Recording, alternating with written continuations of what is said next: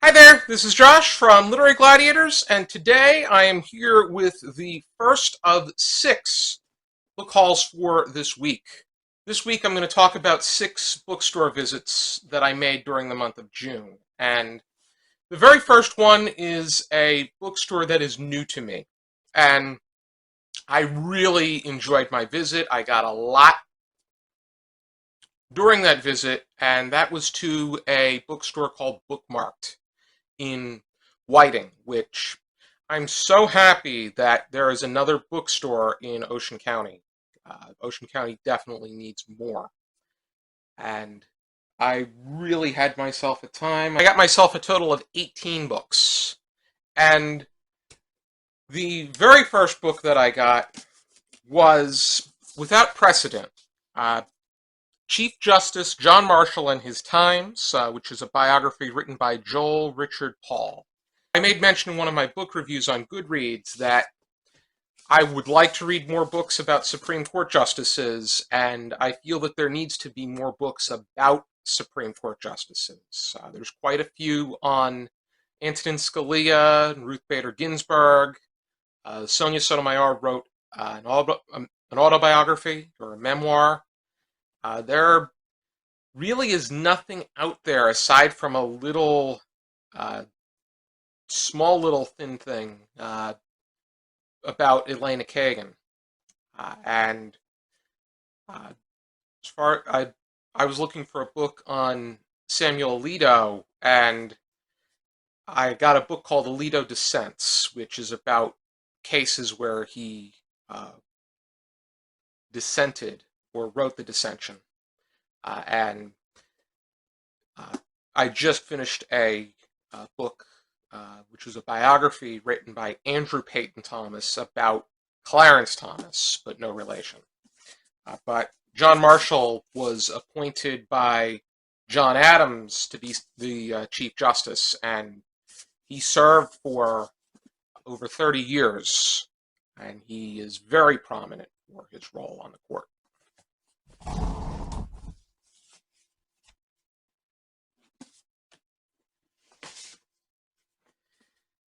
Next, I got a book called The Hungarians, which was written by Paul Lendvai, and this book is a history about Hungary and its people, which, funny enough, one of the 2 books that I'm reading right now is about the cuisine of Hungary.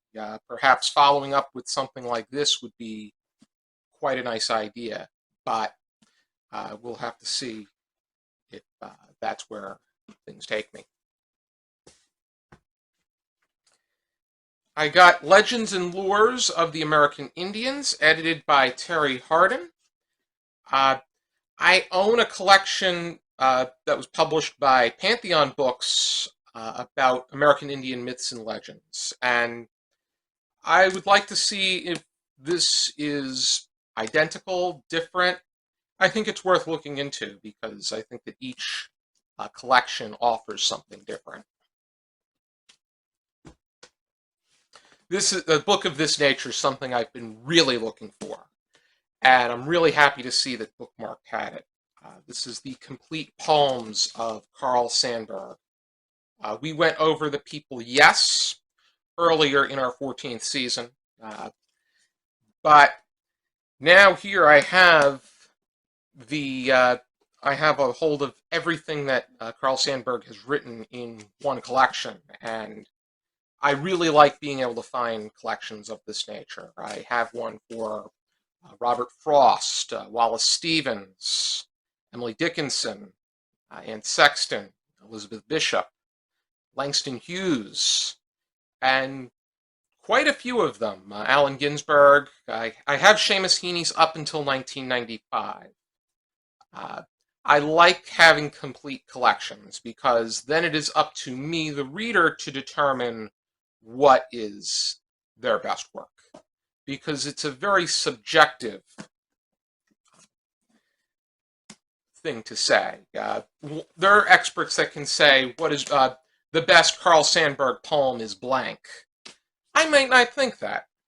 And this gives me the opportunity to look over everything and then come to my conclusion as to what is Carl Sandburg's best work.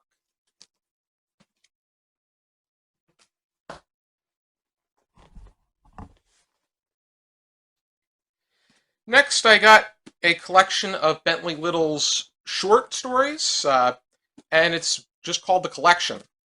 And Bentley Little is a horror writer, but he's not as prolific as writers such as Stephen King or Dean Koontz. But I do want to dip into Bentley Little's writing, as I would but with other horror fiction writers that have not gotten as much attention, because from what I've read from writers like Robert McCammon and John Saul and Richard Lehman and Brian Keene, I've been impressed.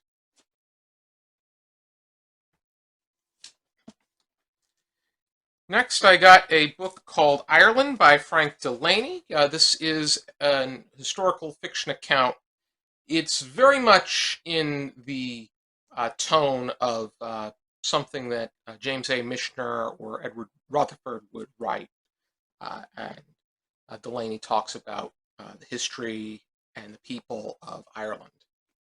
And he's written books that have followed up pertaining to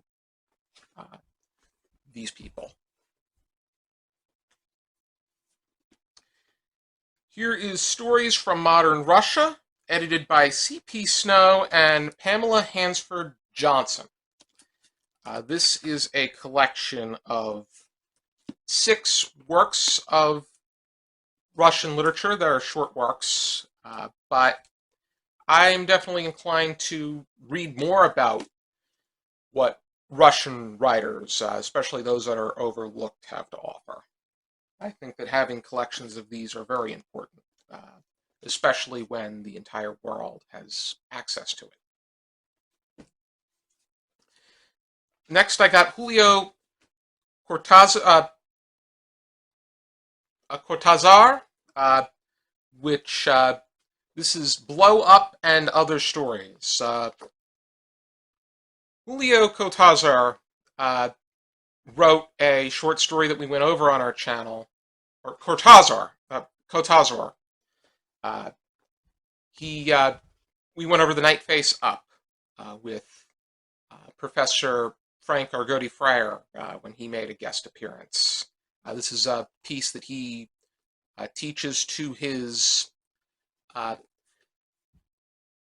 class when they go over the Mayans and the Aztecs, and he creates a lesson that revolves around that, and we had the honor to have him on board and talk about it amongst ourselves.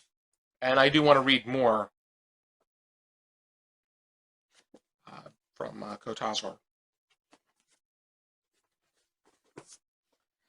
Next, I got The Greenhouse by Mario Vargas Llosa. He is a Nobel Prize in Literature winner, and this copy in particular was translated by Gregory Rabassa. And here is another Nobel Prize winner that I have my hands on and opportunity to read. I really want to get into works that have been written by Nobel Prize winning writers. I've wanted to do so for years, but this expands my collection even more.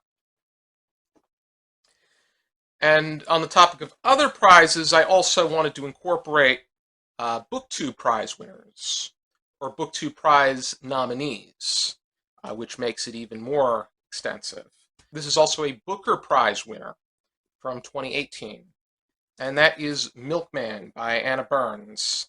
I've heard mixed things about this book, and now it seems like it's starting to make its way into secondhand bookstores. When I made visits to other used bookstores, I did find copies of Milkman, but this is where I found it first, so this is where I purchased it. And now I own it, so that's a good thing. I would like to get to it at some point. Next, I got Best New American Voices, Fresh Fiction from the Top Writing Programs. This is the 2010 edition, edited by Dani Shapiro. The series is, at this time, edited by John Kulka and Natalie Danford. And here's another opportunity for me to introduce myself to a wide array of voices in fiction that I may have overlooked. I found two books by Clyde Barker, somebody that I know from the Day Spa suggested that I look into Clyde Barker's works. We talk about books here and there. So I don't own much, if anything, as far as Clyde Barker's concerned, but now I have Ulili and Imagica, which both of these are standalones. I was looking into them, and when I came across both of these books, I saw that they are standalones. I prefer to look into a standalone before I commit to a series, and so perhaps I will learn more about Clyde Barker's writing this way. And then I got some science fiction anthologies edited by Gardner Dezoy. And this includes modern classics of science fiction and modern classic short novels of science fiction. He was also editing the year's best science fiction, and I got the 12th collection, the 21st collection, and the 22nd collection. So I made out pretty well as far as that's concerned, and I'm probably going to be even more inclined to look up the rest of the series. Because once I get into either a series or collections or anthologies, I really want to look into more. And I really, really, really enjoyed my visit. I saw that they had a bind-up of Jane Austen's novels, and I was almost going to get that, but I wanted to prioritize what I felt that I would get to first, and I didn't think that I would necessarily get to Jane Austen's novels right away, even though I've heard great things about her as a writer, and she's really picking up a claim to today's readers, which is quite nice, that they're reading more classic literature. While I was there, I had to get myself a bookmark, and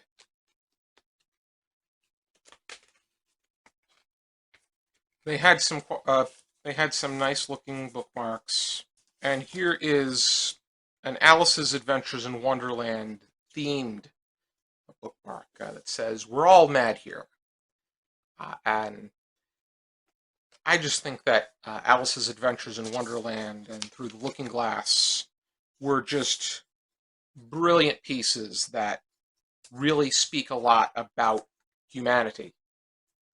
So I'm going to leave the information down below as far as finding out more as far as Bookmarked is concerned. The area that it's in Whiting, is primarily seniors. So seniors are into more of a throwback lifestyle. So that books, reading, and literature definitely cater to them. But I think that anybody should check out this store. I think that you're definitely going to find something that you're looking for and something that's going to interest you. And I think that Teresa is doing an outstanding job as far as operating the store is concerned. She also has a book club that she holds that's connected to the store. Thank you for tuning into this video, And for now, keep reading.